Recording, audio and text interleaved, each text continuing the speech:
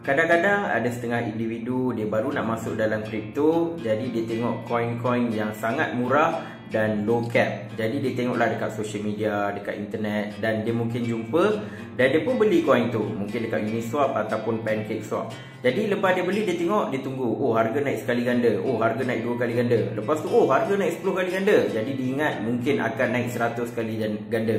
Jadi dia pun tidur kan, tak boleh lepak. Lepas tu dia buka balik dia punya browser, tengok buka contoh PancakeSwap ke Uniswap ke, tengok chart tu, zup, harga dia jatuh menjunam dan dia mengalami kerugian. Jadi tuan-tuan puan-puan, inilah yang kita panggil fenomena rug pull. Jadi modus operandi dia yang pertama adalah caranya begini, di mana developer keringkan liquidity. So bagaimana dia buat? Yang pertama, dia akan create token, dan dalam liquidity pool asalnya dia akan masukkan valuable token macam Binance Coin ataupun Ethereum, dan dia akan masukkan lagi token yang dia create sendirilah kan. Lepas tu dia pun bila launch dan sebagainya, pelabur baru masuk, diorang pun beli, dan harga token tu, token yang developer create tu mula naik. Tetapi bila mereka membeli token tu, mereka membeli menggunakan Ethereum ataupun Binance Coin.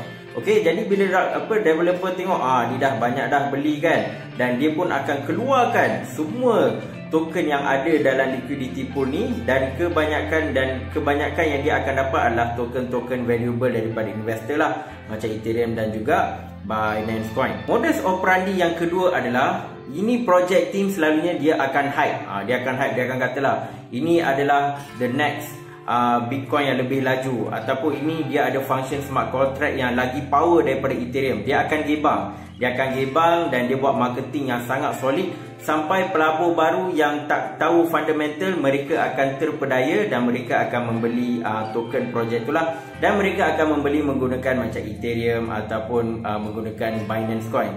Jadi bila developer tu atau project owner tu nampak makin ramai orang yang beli dia punya token, banyak yang percaya, dia akan slowly jual token dia. Taktik ketiga ini antara yang paling keji lah, di mana developer bila dia release dia punya token, pelabur akan beli, tetapi dia dah set function bahawa token itu tidak boleh dijual oleh pelabur. Jadi apa yang akan berlaku, pelabur akan beli, jadi dia akan increase the demand, harga token melambung naik. Tetapi pelabur akan sedar, alamak, token ni kita tak boleh nak jual, sebab siapa yang boleh jual?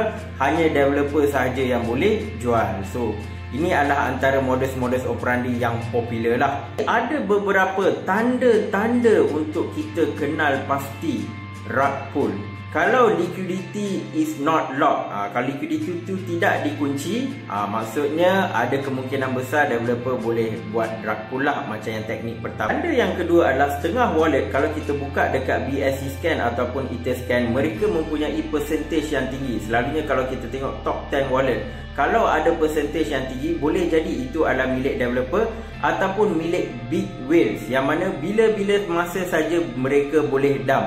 Katakanlah kalau percentage tu setakat 5% pun, kalaulah whale tu decided untuk jual 5% pegangan token, supply token tu, maka dia boleh jual dan harga akan menjunam jatuh. Okey? Kadang-kadang mereka akan cuba mengaburi pelabur dengan mengatakan mereka buat token burning kan. Tetapi walaupun dia buat token burning, dia dah burn 90% daripada dia punya token, holders yang pegang tu mereka masih berada di top 10, dan kalau mereka decided untuk jual pegangan mereka, harga tetap boleh jatuh dengan mendadak. Dan lagi satu tanda-tanda adalah tiada audit daripada auditor yang terkemuka. Contoh antara audit terkemuka adalah Certic.